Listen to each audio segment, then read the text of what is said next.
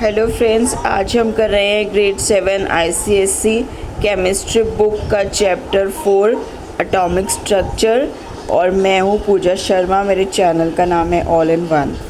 तो introduction part है। Now you know all that all substances are made up of matter. There are different kinds of matter and every matter is made up of very tiny particles called atoms. तो means अगर हम किसी भी element को break करें smaller and smaller pieces पे, तो जो उसका सबसे स्मॉलेस्ट पार्टिकल होगा, वो पार्टिकल जो सेम उसी एलिमेंट की सारी प्रॉपर्टीज़ एग्जिबिट करेगा, उसको हम एटम कहते हैं। Atoms combine to form molecules. Atoms and molecules are too small to be seen by naked eye. They can only be seen through a powerful microscope. Let us know about atoms and molecules in detail.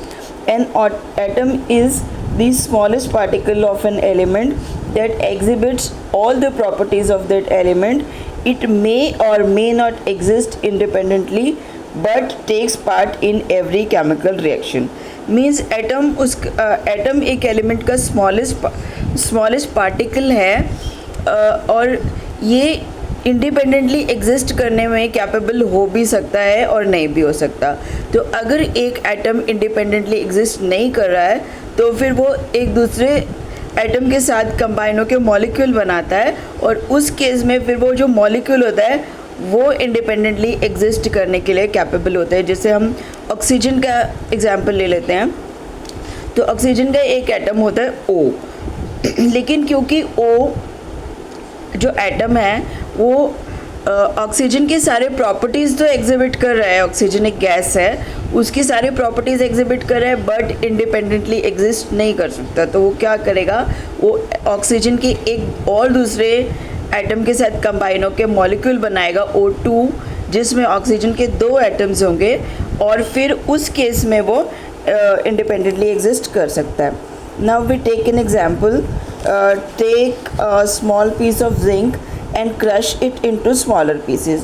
All these pieces show properties of zinc. On grinding crushed pieces further, they break up into fine particles which still show properties of zinc. But there comes a stage when particles cannot be further subdivided into particles exhibiting properties of zinc.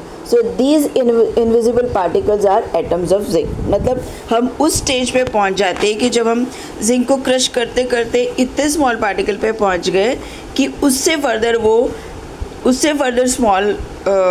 Further crushing पे वो properties show नहीं कर रहे हैं। तो that smallest particle which is showing all properties of zinc is called atom of zinc.